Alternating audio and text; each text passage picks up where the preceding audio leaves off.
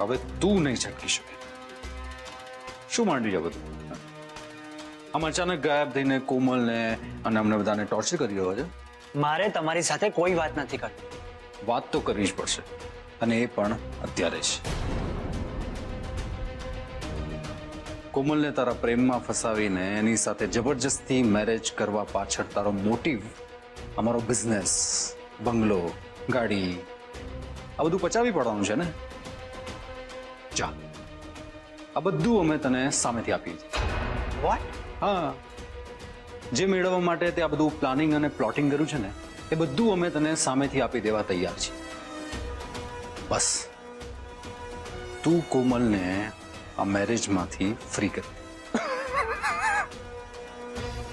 આમાં હસવા જેવું શું છે? હસું નહીં તો શું કરું? તમને શું લાગે છે કે હું નાનો કિકલો છું કે તમે જે કહેશો હું માની લઈશ એમ?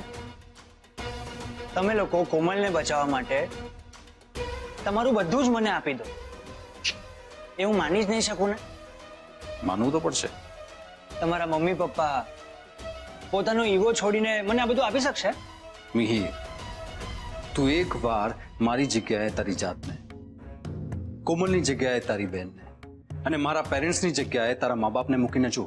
પછી તને સમજાશે કે જ્યારે વાત ઘરની બહેન અને દીકરીની હોય ને, ત્યારે માણસ પોતાની જાતને વેચવા પણ તૈયાર થઈ જાય છે. તને મારી વાતનો વિશ્વાસ ના આવતો ને, તો હું જે બોલ્યો છું ને એ બધું સ્ટેમ્પ પેપર ઉપર લખીને લીગલ કોન્ટ્રાક્ટ કરવા માટે તૈયાર છું. તું તારા પેરેન્ટ્સને લઈને આવી જા, આપણે સામ સામે બેસીને ડીલ કરી લઈએ.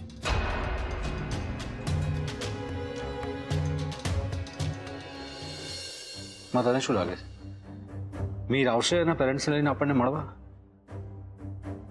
મિહિર આવશે, જરૂર આવશે. આરો મને નથી લાગતું. પણ મને લાગે છે પોતાની બરબાદીને આમંત્રણ આપવા એ છોકરો જરૂર આવશે.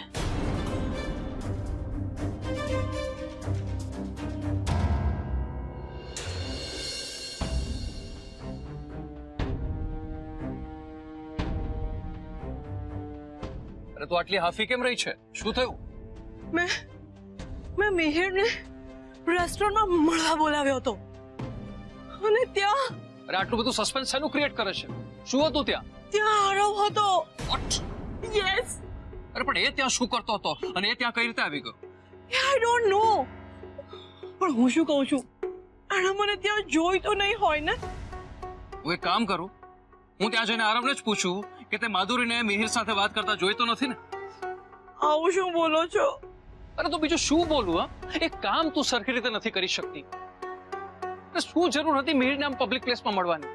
કોઈ એવી જગ્યાએ મળવું જોઈએ જ્યાં લોકોની અવરજવર ઓછી હોય. મને શું ખબર કે ત્યાં આરવ પ્રગટ થઈ જશે. અને જેવો મેં આરવને જોયો, હું તરત ત્યાંથી નીકળી ગઈ. એટલે મોસ્ટલી તો એણે મને નહીં જ જોઈ હોય. And what about Mihir? એણે મિહિરને ત્યાં જોયો, એની સાથે વાત થઈ? મારી તો બહુ ઈચ્છા હતી કે ત્યાં ઊભી રહીને જોઉં કે આરવ મિહિરને મળે છે કે નહીં, અને મળે છે તો શું વાત કરે છે. પણ પછી મને એટલો ડર લાગ્યો ને કે જો આરવ મને જોઈ ગયો ને તો મારી તો બેન્ડ વાગી જશે. એટલે હું ત્યાંથી નીકળી ગઈ. આરવનું ત્યાં આવવું એ યોગાનો યોગ હશે કે પછી ક્યાંક એવું નથી ને કે તારા પર ડાઉટ આવ્યો હોય અને તારો પીછો કરતા કરતા આરવ રેસ્ટોરન્ટ સુધી પહોંચ્યો હોય? એ લોકોને મારા પર ડાઉટ જાય ને એ તો પોસિબલ જ નથી. આજકાલ ઘરમાં મને એકદમ સ્પેશિયલ ટ્રીટમેન્ટ મળી રહી છે. ભાભી તો મને બધું પૂછીને કરે છે. અચ્છા. હાસ તો. અને આયશા પણ એકદમ માનથી વાત કરવા લાગી છે મારી સાથે. તને આ બધાની નવાઈ નથી લાગતી? એમાં નવાઈ લાગવા જેવું શું છે? આઈ ડિઝર્વ ઓલ ધીસ. ગઈકાલ સુધી તું એ લોકોને આંખના કણાની જેમ ખુશતી હતી. એ લોકો દરેક બાબત વિશે તને બ્લેમ કરતા હતા અને આજે અચાનક તારી વાવા થવા માંડી. તને નવાઈ નથી લાગતી આ વાતની?